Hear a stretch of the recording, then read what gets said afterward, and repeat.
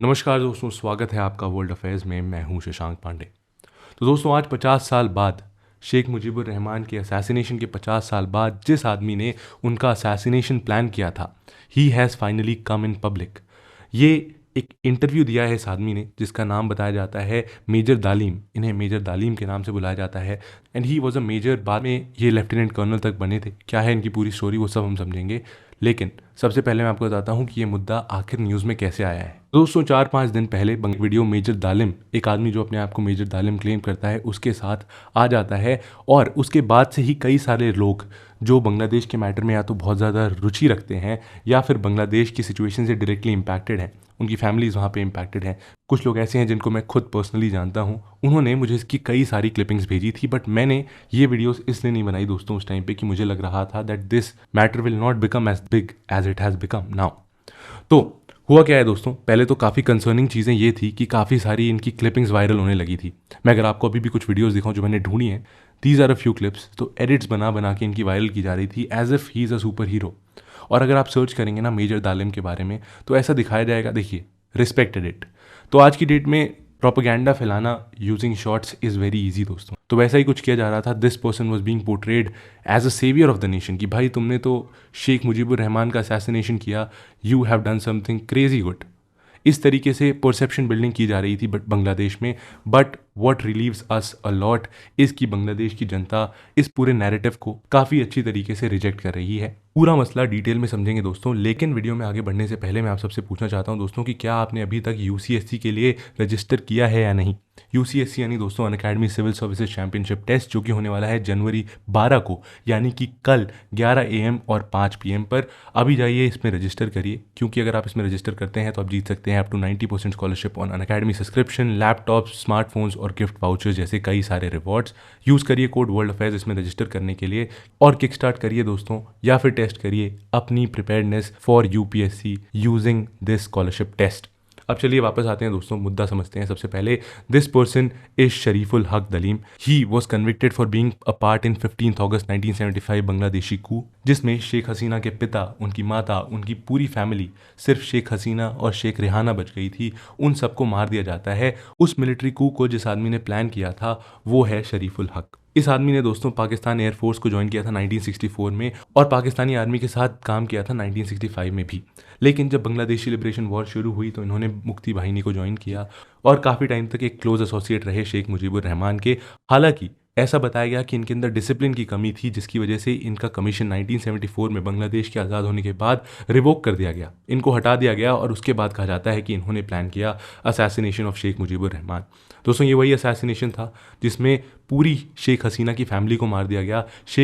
शेख हसीना और शेख रेहाना बस इसमें बच गई थी, दोनों बहनें इसमें बच गई थी। और इसके बाद इनको दोबारा से मिलिट्री में ले लिया गया 1976 में। बाद में इन्होंने मिनिस्ट्री ऑफ फॉरेन अफेयर्स में काम किया, अलग अलग जगह हाई कमीशंस में, कहीं किसी एम्बेसी में इन्होंने काफ़ी ज़्यादा काम किया, जैसे हांगकॉन्ग, चाइना, केन्या, ऐसी ऐसी जगह इन्होंने काम किया, तंजानिया में भी।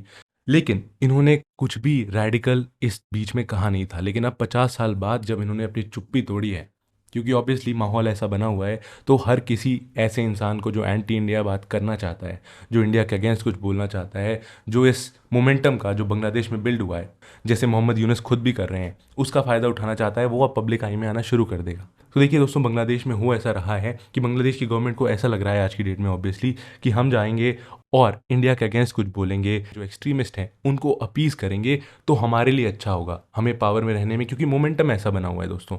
अभी ये जो जुलाई मूवमेंट हुआ था, जो स्टूडेंट प्रोटेस्ट हुए थे, उसके बाद से ये जो सेंटिमेंट है, एंटी इंडिया सेंटिमेंट या फिर इस्लामिस्ट को अपीज़ करने का सेंटिमेंट, वो काफ़ी बढ़ गया है। इसीलिए आप देखते होंगे दोस्तों कि पिछले कुछ दिनों में काफ़ी अजीब चीज़ें हो रही थी। जैसे कि आप एक न्यूज़ देख सकते हैं दोस्तों, आपको पता होगा कि ज़ियाउर रहमान को फ्रीडम फाइटर डिक्लेयर कर दिया था, मुजीबुर रहमान को हटा दिया गया था।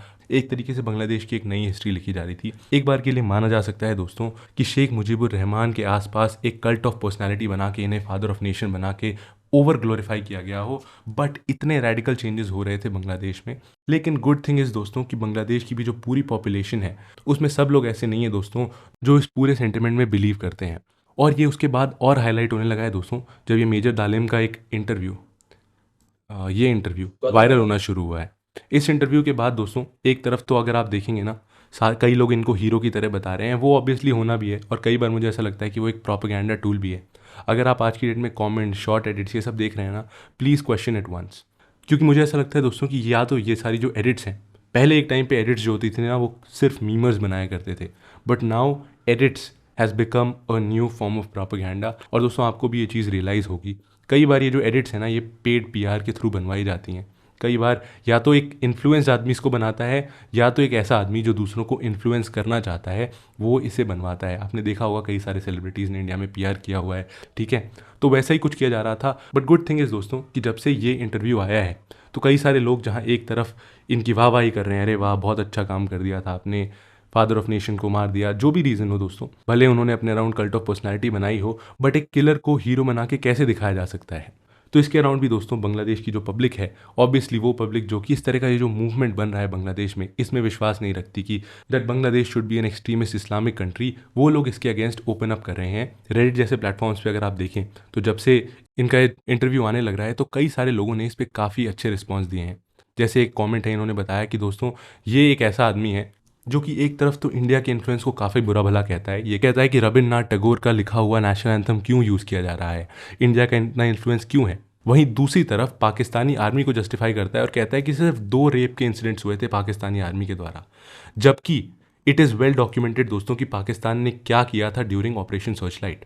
इसके अलावा ऐसे और भी लोग हैं। This entire comment section has made me really happy दोस्तों। This has revived my hope in Bangladesh people. यहाँ पर ऐसी कई सारी चीज़ें लिखी हैं दोस्तों। कई सारे लोगों ने ये भी कहा है कि this idiot will never move to Pakistan, the country he claims to love so much. तो ऐसी चीज़ें भी कही जा रही हैं। कुछ लोगों ने काफ़ी अच्छा मजाक भी उड़ाया है, मैसिव स्किल इशू फ्रॉम हसीना कि ब्रो इज स्टिल अलाइव। और कई लोग ये भी कह रहे हैं कि आप रजाकर हैं अगर आप इस आदमी को सपोर्ट करते हैं या पसंद करते हैं। रजाकर दोस्तों उन लोगों को कहा जाता था जो कि बांग्लादेश के होकर पाकिस्तानी आर्मी का ऑपरेशन सर्चलाइट में सपोर्ट करते थे। Razakar is a derogatory term in Bangladesh. कई लोगों ने ऐसा भी कहा है दोस्तों कि इस आदमी ने 30 मिनट वेस्ट किए सिर्फ ये एक्सप्लेन करते हुए कि क्यों बांग्लादेश को एक इस्लामिक कंट्री होनी चाहिए।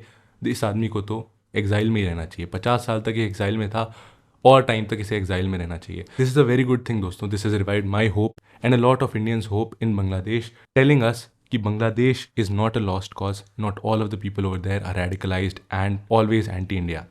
और दोस्तों ये था एंड इस वीडियो का। कैसा लगा आपको ये वीडियो? अगर आप ऐसे ही और वीडियोस देखना चाहते हैं तो ज़रूर बताइए कमेंट सेक्शन में। मैं आपसे मिलता हूँ ऐसे ही एक और इंटरेस्टिंग और इन्फॉर्मेटिव वीडियो के साथ अगले वीडियो में। तब तक के लिए जय हिंद।